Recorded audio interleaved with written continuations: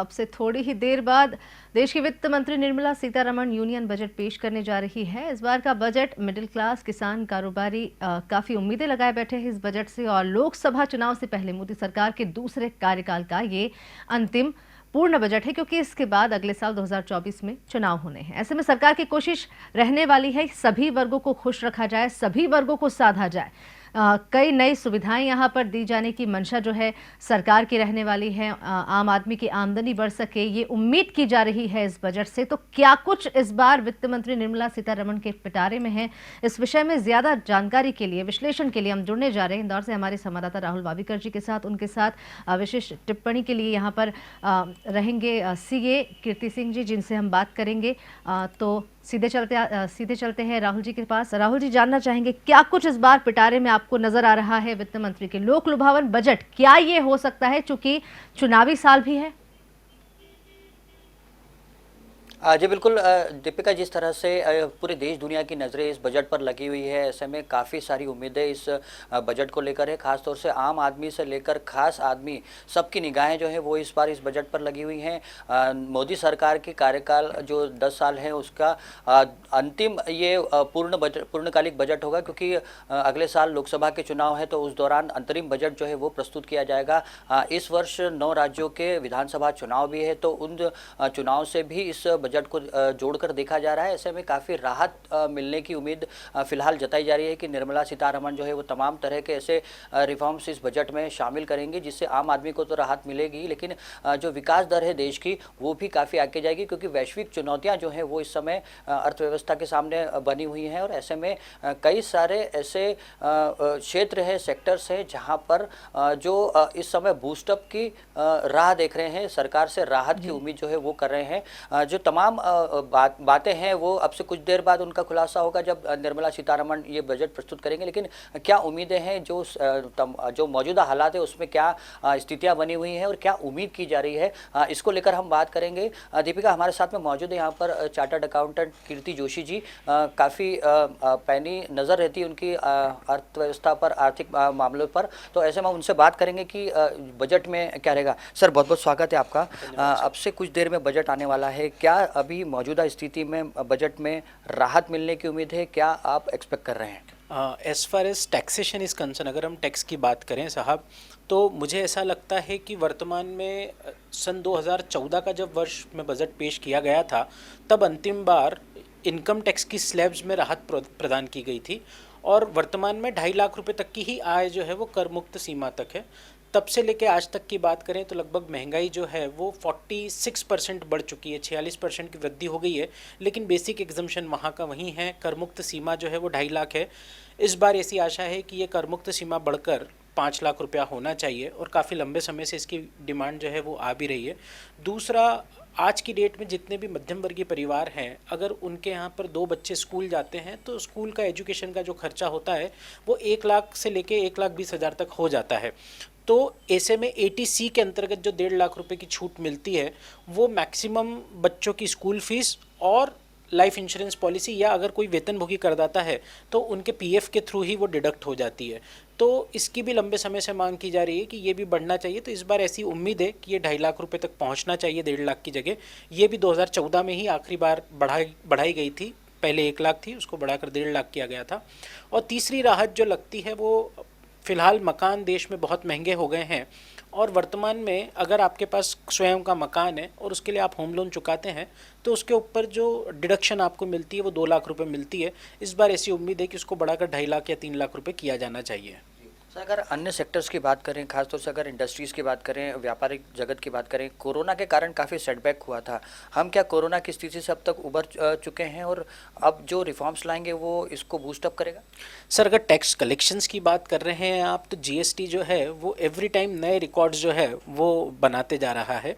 और हम अगर कलेक्शन वाइज बात करें तो शायद GST का जो कलेक्शन एवरी मंथ हमारे पास फिगर्स आते हैं, तो उसमें ये चीज़ सामने आती है कि हर बार पिछली बार से बेहतर कलेक्शन हो रहा है।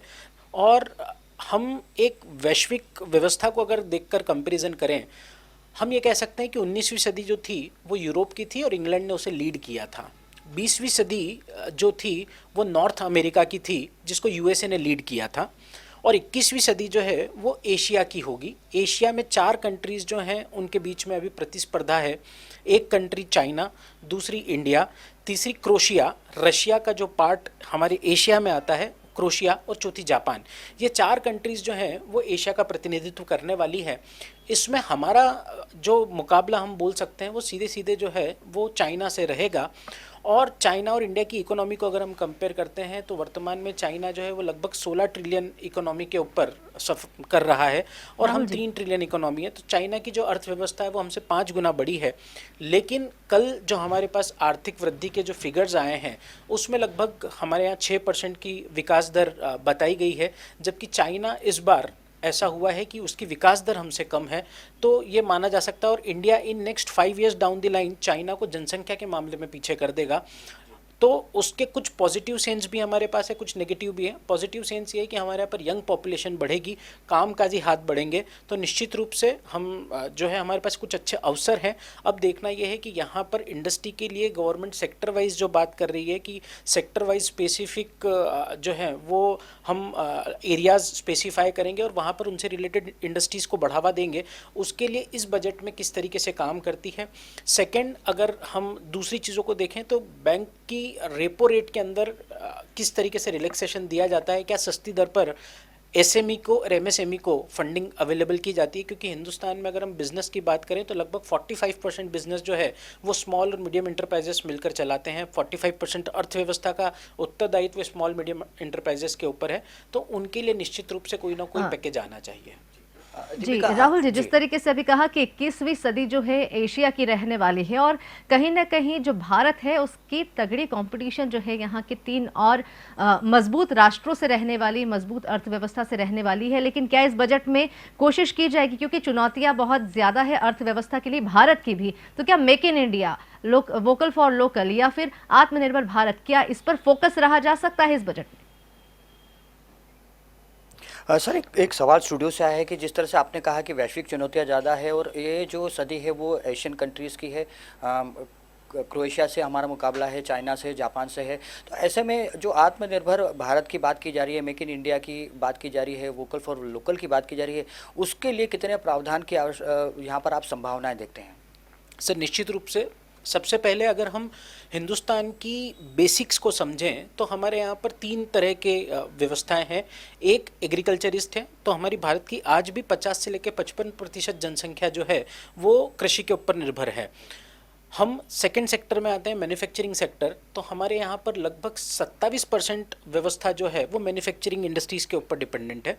और तीसरा हमारे पास सर्विस सेक्टर आता है जिसमें लगभग 13% जो पॉपुलेशन है वो सर्विस इंडस्ट्री के ऊपर डिपेंडेंट है। पर कैपिटा इनकम की बात करें, एग्रीकल्चरिस्ट की पर कैपिटा इनकम हिंदुस्तान में जो है वो 55,000 रुपये से लेकर 60,000 रुपये वार्षिक है। अगर हम इंडस्ट्री की बात करते हैं, मैन्युफैक्चरिंग सेक्टर की बात करते हैं, तो जितने लोग मैन्युफैक्चरिंग के अंदर लगे हुए हैं उनकी पर कैपिटा इनकम जो है वो 1,50,000 के लगभग है। और अगर हम सर्विस इंडस्ट्री की बात करें तो service industry is contributing more than 1,67,000 rupees per annum पर पर्सन। तो ऐसी परिस्थिति में जब तक हमारा एग्रीकल्चर बेस उठकर इंडस्ट्री बेस पर हम शिफ्ट नहीं करेंगे तब तक हम ये नहीं कह सकते कि हम कॉम्पीट कर पाएंगे, क्योंकि एक बहुत बड़ा गैप है। गैप 55,000 और 1,60,000 का गैप है, 1,55,000 का गैप है। तो 1 लाख रुपए का ये गैप हमको इस पेंडेमिक को शिफ्ट करना होगा। जो जनसंख्या कृषि के ऊपर आधारित है उनको शिफ्ट करके इंडस्ट्री की तरफ लाना होगा। तो इंडस्ट्री के लिए हमें बहुत सारे प्रोविजंस करने की आवश्यकता है। और हमें सबसे पहले, आज भी हम बोलते हैं कि हमारे यहाँ बहुत सारे लॉ जो हैं वो बिजनेस के लिए बिजनेस फ्रेंडली है, लेकिन फिर भी still there is a possibilities, और अभी भी हमारे यहाँ पर बहुत सारे कानून हैं जिसमें शिथिलता की आवश्यकताएं हैं। और सेकंड जो है, हम रॉ मटेरियल की अवेलेबिलिटी जहाँ पर है वहाँ पर हमें दूसरी बेसिक इंफ्रास्ट्रक्चर की फैसिलिटीज़ अवेलेबल करवानी पड़ेगी, तभी जाकर हम कह सकते हैं कि हम आगे बढ़ेंगे। और तीसरी चीज़, अगर हम चाइना से कंपेयर करते हैं, चाइना की 68% female populations are contributing towards the growth of their economy, और वो डायरेक्टली इनडायरेक्टली लगी हुई हैं मैन्युफैक्चरिंग से रिलेटेड एरियाज़ में। जबकि हिंदुस्तान में महिलाओं का जो कामकाजी महिलाओं का प्रतिशत है वो अभी भी 28% है, जो चाइना से 40% पीछे है। तो हाफ ऑफ द हेवन जो है हमारा वो आज भी उतने अच्छे तरीके से कंट्रीब्यूट नहीं कर पा रहा है। तो महिलाओं के लिए स्पेसिफिकली कुछ ना कुछ गवर्नमेंट को ऐसे प्रयास करना चाहिए कि उनके नाम पर अगर आप इंडस्ट्री स्टार्ट करते हैं या उनका किसी तरीके से इंडस्ट्री के अंदर अगर योगदान होता है तो वहाँ पर कुछ एडिशनल इंसेंटिव्स आना चाहिए। यानी महिला एंटरप्रेन्योर है उनको बढ़ावा मिल सकता है, स्टार्टअप्स अगर कोई महिलाएं लेके आती है तो उसको लेकर गवर्नमेंट कुछ इनिशिएटिव ले सकती है। निश्चित रूप से लेना चाहिए साहब। और स्टार्टअप की आपने बात करी तो स्टार्टअप इंडस्ट्री अगर हम देखें तो India is the third largest ecosystem for the startups. और यहाँ पर हमारे पास स्टार्टअप में बेसिकली 4 तरह की प्रॉब्लम्स जो हैं वो जनरली अभी फेस करने में आ रही है। एक क्लियरेंस वाइज जो है, जब फॉरेन डायरेक्ट इन्वेस्टमेंट हमारे यहाँ पर आता है तो उससे रिलेटेड जो क्लियरेंस के प्रोविजंस हैं उनको थोड़ा शिथिल करना चाहिए। दूसरा, टैक्सेशन से लेकर अगर हम बात करते हैं तो स्टार्टअप के अंदर जो व्यक्ति पैसा लगाता है वो वैसे भी एक तरीके से अनसिक्योर्ड फंडिंग कर रहा है और उसकी रिस्क ज़्यादा है कि स्टार्टअप सक्सेसफुल होगा या नहीं होगा। लेकिन वहाँ पर कैपिटल गेन के जो टैक्सेशन के प्रोविजंस हैं वो कम से कम ऐसे कर लेना चाहिए जैसे कि आप लिस्टेड कंपनी के अंदर शेयर्स में पैसा लगाते हैं तो आपको वहाँ पर जो है एक सब्सिडाइज रेट से टैक्स लगता है। तो जो इन्वेस्टर्स यहाँ पर स्टार्टअप में पैसा लगाते हैं एटलीस्ट वो आप सब्सिडाइज रेट से कर लेते हैं तो फ़ायदा होता है। तीसरा, ईसॉप्स, जो लोग कर्मचारी इन कंपनी स्टार्टअप्स में काम करते हैं उनको जो ईसॉप्स मिलते हैं उसके ऊपर डबल टैक्सेशन है, तो ये डबल टैक्सेशन रिमूव होना चाहिए। 3-4 चीज़ें ऐसी हैं जो स्टार्टअप इंडस्ट्री को बूस्ट करने के लिए कहीं ना कहीं काम आएगी। राहुल जी, यहाँ पर आपने बात की है स्टार्टअप्स की, साथ ही बात की है जो महिला उद्यमी यहाँ पर उनके लिए कहीं ना कहीं इनिशिएटिव लेने की बात कही जा रही है। जिस तरीके से अभी हमें बताया कीर्ति जोशी जी ने कि चाइना से अगर compete करना है तो कहीं ना कहीं महिलाओं का योगदान भी इस अर्थव्यवस्था में होना बहुत ज़रूरी है और इसको लेकर इनिशिएटिव लेना चाहिए। लेकिन ये तो महिला उद्यमियों की बात हुई। सबसे बड़ी समस्या जो आती है एक आम गृहिणी को आती है। अगर महिलाओं की बात की जा रही है तो कहीं ना कहीं ये जो बजट है मिडिल क्लास को काफ़ी प्रभावित करता है और उसमें भी सबसे ज़्यादा प्रभावित करता है एक आम घरेलू महिला को। उनके लिए क्या कुछ प्रावधान इसमें रहने वाले हैं? क्या कुछ राहत मिल सकती है? क्या ये जो बजट है वो मिडिल क्लास का बजट सुधारेगा? सर, एक सवाल और आया है कि चूँकि आपने महिलाओं की बात की है कि वो अर्थव्यवस्था में कितनी भागीदारी कर रही हैं। जो महिलाएं हैं वो सीधे सीधे बजट से जुड़ी रहती हैं क्योंकि उनको घर चलाना रहता है। ऐसे में जो खाने पीने की जो चीज़ें हैं जो अभी काफ़ी ज़्यादा ये कहें कि महंगाई के उच्चतम स्तर पर पहुँच गई हैं, उसका सीधा सीधा प्रभाव महिलाओं पर पड़ता है। तो क्या इस सेक्टर पर भी गवर्नमेंट को काम करने की आवश्यकता है और क्या इस बजट में कुछ संभावना ऐसी हैं? इनडायरेक्ट टैक्सेशन जो है बेसिकली वो इस जितनी भी हम बात करते हैं सामान्य उपभोग की वस्तुओं की हम बात करते हैं तो उसमें इनडायरेक्ट टैक्स जो है एक बहुत कॉमन रोल प्ले करता है। और जब हम इसकी बात करते हैं तो जनरली वहाँ पर कुछ ब्लॉक क्रेडिट के प्रोविजंस हैं जो तो इनपुट टैक्स क्रेडिट से रिलेटेड अगर कुछ प्रोविजंस ऐसे हैं जहाँ पर अगर पेट्रोल डीजल जैसी कुछ कमोडिटीज़ हैं जो अभी भी फ़िलहाल जीएसटी से आउटसाइड द एम्बिट है और उसका इनपुट टैक्स क्रेडिट नहीं मिल पाता है और ट्रांसपोर्टेशन जो है वो एक ह्यूज कॉस्ट पे करता है इन सब में। तो अगर मान लीजिए गवर्नमेंट जिस तरीके से रेवेन्यू कलेक्शन आ रहा है और पेट्रोल डीजल को अगर शामिल करती है और उसका इनपुट टैक्स क्रेडिट अगर देती है तो निश्चित रूप से पब्लिक के ऊपर पड़ने वाला भार जो है वो कम हो जाएगा। क्योंकि आज भी हमारे यहाँ पर पेट्रोल डीजल के ऊपर हम इफेक्टिव रेट ऑफ टैक्स की बात करें तो लगभग 45 से लेकर 50% तक इस पर टैक्स है। और अगर ये जीएसटी रिजाइम में जाता है तो वहाँ पर जो है वो 28% तक जो है जाएगा। तो कहीं ना कहीं एक बहुत बड़ा सेविंग जो है वो वहाँ पर हो सकता है। बट मुझे लगता नहीं है कि गवर्नमेंट इलेक्शन के पहले जहाँ उन्हें जन कल्याण के लिए पैसे की आवश्यकता होगी और इंफ्रास्ट्रक्चर के लिए पैसे की आवश्यकता होगी वहाँ पर इस तरीके का कोई कदम उठाएगी। और रेट की जहाँ तक हम बात करें कि भाई इन सब चीज़ों के ऊपर रेट के ऊपर लेकर कुछ रिलैक्सेशन होगा तो मुझे नहीं लगता है कि इनडायरेक्ट टैक्स में कोई गवर्नमेंट इस तरीके के प्रोडक्ट्स के ऊपर रेट कट डाउन करेगी। लेकिन अगर ऐसा होता तो मास्टर स्ट्रोक होगा निश्चित रूप से। लेकिन एक और चीज़ है साहब, मास्टर स्ट्रोक तो है लेकिन अगर हम देखें कि नेक्स्ट 25 ईयर्स का विज़न लेकर लास्ट बजट जो है वो पेश किया गया था तो गवर्नमेंट की जिस तरीके से योजनाएं चल रही है और इन कल्याणकारी योजनाओं के लिए जो फंड की आवश्यकता है तो वो फंड फिर कहाँ से आएगा। लेकिन जो आम दैनिक उपयोग की जो चीज़ें हैं वो अभी महंगाई स्तर पे खाने पीने की चीज़ें हो गई हैं, एलपीजी गैस की हो गई है, इस पे कहीं ना कहीं एक लगाम की उम्मीद की जा रही है। जो गृहिणियां हैं वो ये मानती हैं कि खाने पीने की चीज़ें और जो एलपीजी जैसे जो मूलभूत सुविधाएं हैं उसमें अगर थोड़ी कटौती की जाएगी या ये कहें कि उसके दाम में अगर कमी आती है तो काफ़ी राहत वो भी मिलेगी। सब्सिडी अगर गवर्नमेंट देना चाहे तो दे सकती है लेकिन देखा जाए तो पीछे से लेके आज तक में गवर्नमेंट ने सब्सिडी को जो है वो ख़त्म ही किया है। तो तो मुझे नहीं लगता है कि गवर्नमेंट इन चीज़ों के ऊपर जो है वो बहुत ज़्यादा कोई रिलैक्सेशन टैक्सेशन पर से इनडायरेक्ट टैक्स में देगी। मुझे नहीं लगता है कि बहुत ज़्यादा टैक्स रेट जो हैं वो इनडायरेक्ट राहुल टैक्स जी। में कट होंगे।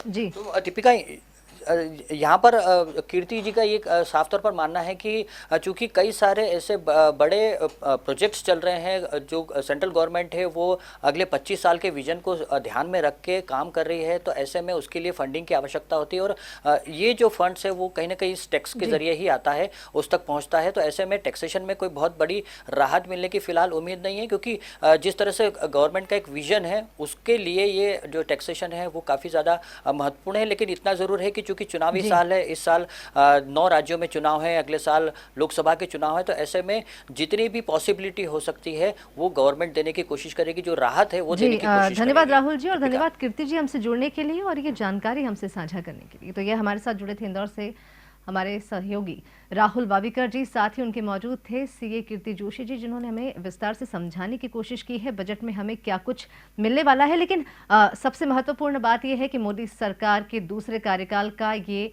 अंतिम पूर्ण बजट 11 बजे वित्त मंत्री निर्मला सीतारमण पेश करेंगी। मेक इन इंडिया और वोकल फॉर लोकल पर इसमें फोकस हो सकता है और बजट से आम आदमी को काफ़ी उम्मीद है, आयकर में छूट की उम्मीद यहाँ पर लगाई हुई है। साथ ही अगर बात करें तो लोकसभा चुनाव भी है, 2024 में चुनावी साल है चूंकि, तो चुनाव से पहले जो है लोक लुभावन बजट की यहाँ पर उम्मीद की जा रही है। इससे पहले कैबिनेट की बैठक की गई जिसपे मोहर लगकर ही आगे ये बजट पेश किया जाएगा। तो क्या कुछ आज वित्त मंत्री निर्मला सीतारमण के पिटारे में है, कुछ ही देर में इसका खुलासा हो जाएगा और कितना ये बजट उम्मीदों पर खरा उतरेगा ये देखने वाली बात होगी। रीजनल न्यूज़ पर खबरें लगातार जारी है, आप बने रहिए हमारे साथ।